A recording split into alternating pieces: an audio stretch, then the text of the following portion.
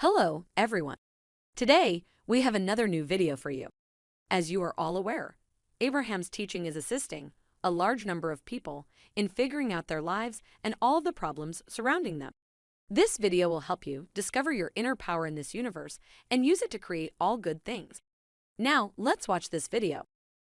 Every subject is wanted and unwanted, or some variants of it. Really wanted and really not wanted, or sort of wanted and sort of not wanted. In other words, it's always equally proportionate on either end of the wanted or not wanted scale. Right. So when you activate any subject, it has the very real potential, since it's a subject with a big range, it has the potential of vibrating where it really feels good or less good or less good or really, really bad. In other words, it has the potential.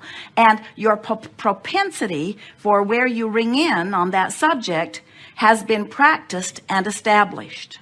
So you might have a desire that's, and the thing that's most interesting is the things that you want the most, you often have a propensity to vibrate in an extreme opposite place. Doesn't that make sense when you think about this?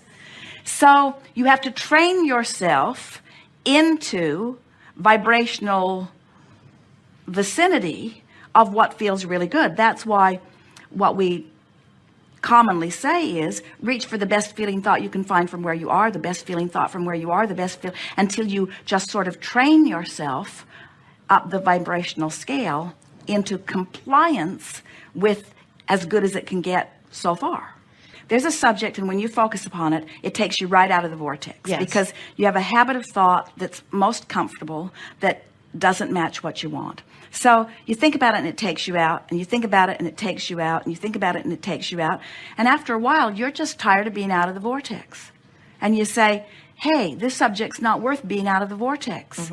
So I think I'll think about things that are very easy for me to get into the vortex about. So you think about that, in you go, and you think about that, and in you go, and you think about that, and in you go. And you stay long enough that you really begin to enjoy the way life treats you from inside the vortex. Right. So now you're feeling pretty frisky, but remember, you've got an active desire. It didn't go away. That, in other words, you want a partner. That partner that you want is in the vortex too. So now you're feeling good, and now you turn your attention again. Law of attraction will bring you whatever you're ready for, and so law of attraction brings you the subject up close by smoke wafting into your experience, or whatever it is. So law of attraction brings you the experience, and now you feel you're starting to lose your connection, and out you go. So now you're in a better place than you've ever been before, because you were in the vortex and touching that subject. So now, use any subject you can to get back into the vortex, and now consider that from inside the vortex. I decided to do an experiment for 1 month. I would, for 1 month, stop thinking of anything that worried me. Any negative thoughts I'd immediately push away and say, look, it's only for 1 month, doesn't really matter. And all I did was appreciate and feel fabulous. I did that journaling, and I tell you, I felt magnificent bliss. Wonderful things did start coming to me continually, but to me they were the little things, like fabulous service, great food, wonderful people around me. But the big things, like my $1 billion and my gorgeous sexy man, just did not turn up.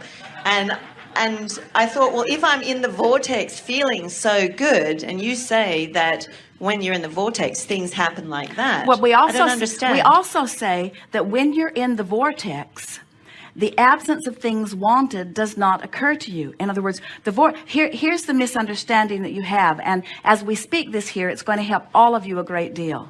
This vortex is an emotional state of beingness.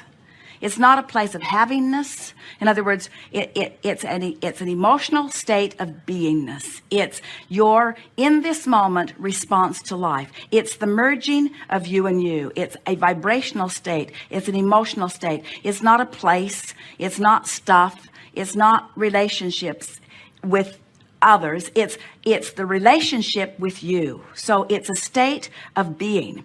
And we have to say to you that when you get chronically and consistently inside this emotional state, in this vibrational place where you are feeling so whole and so clear and so in alignment with who you are, there is no absence of wanted things. In other words, the reason you want that relationship is so you'll feel like this. And when you feel like this, the relationship becomes a non-issue.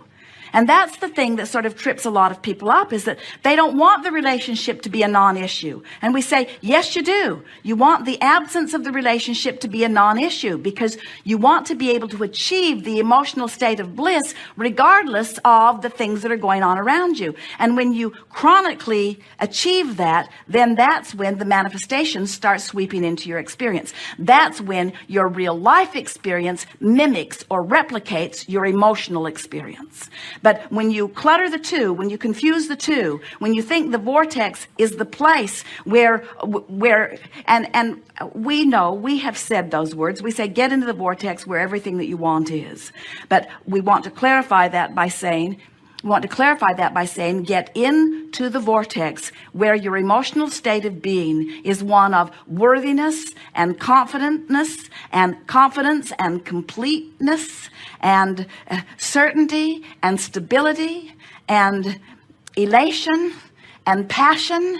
And when that is your habit of thought, when that is the way you feel, then out here in this real world that you live, all of the actualization that replicates that vibrational accomplishment must come to you.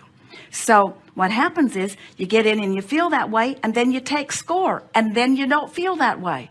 So you get in and feel that way, and then you take score, and then you don't feel that way. So what we're wanting to assist you in no longer doing is taking score. What we really want is something that many of you resist. We want the vortex and the way it feels in the vortex to be enough. When you take the time to hook up to that energy, one who's connected to this stream is more powerful than millions who are not. The leverage of alignment is so significant that we can't even find relational words in order to help you to understand it. So once you've taken the time to hook up to this current, then as the stream begins to flow, then what humans usually want to call co-creation, which is relationships and things in business and things that you're doing with others, takes care of itself because you're all on the same vibrational frequency, so to speak. Co-creation at its best is when you're tuned into your inner being, and then you're rendezvousing with other people who are tuned into their inner being, so that you've got all your cylinders going, so that all your circuits are open, so you have access to infinite intelligence, and off you go. So you're a mix of people with lots of things in your vortex, with lots of things that you desire, and so much intelligence, so much human intelligence, so much experience, so much probability of really co-creating in powerful ways. But anyone who hasn't taken the time to hook up to who they are cannot hook up with other people who are hooked up. Haven't you noticed that? When you're really tuned in, don't others come to you who are too? And when you're sort of placid and lackadaisical, isn't that who you meet along the way? And so, what was your question? Is it possible to co-create in solitude? No, never. Law of attraction does not allow solitude. Law of attraction brings you together, brings you together, brings you together, brings you together, brings you together, brings you together. But what is possible is to send an engine this way and then that way and then that way and then that way and then that way and then that way and then that way and then that way. And it usually comes from trying too hard and having too many conversations about things, trying to get to the bottom of things that bother you rather than just go with the flow of things that you like. Just look for someone to love. Just look for love. Just look for someone to love. When you choose some really hard to love person and you decide to make them your project of loving, you fail. And then you feel like a failure, even though you're not. Start with something easy. Rather than trying to love specifically, just love. Love the ship, love the view, love the sea. Love being in your body. Love where it's easy. Love where it's easy. Or quiet your mind into love. That's what happens. When you raise that vibration, anything less than love falls away.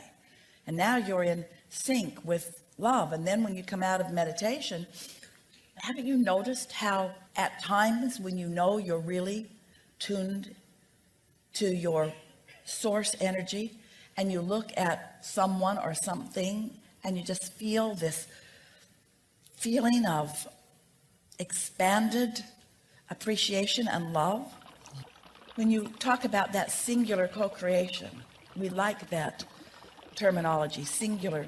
In my solitude am I called creator. And we say, in your desire to connect with who you really are, you are the best co-creator, because you're giving to others a stream of energy that is just like what their inner being is offering to them.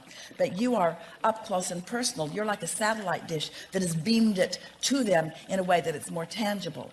And so as you stay in your frisky, happy, aligned state of being, then others who are around you do benefit by it. But don't do it for them. Do it because nothing less than that is natural for you. We hope you enjoyed the last 15 minutes with us. We'd love to hear your thoughts, as well as your valuable feedback in the comment section below. Just do it because we truly appreciate it. And don't forget to subscribe and turn on the bell so you won't miss our next video. Thank you very much.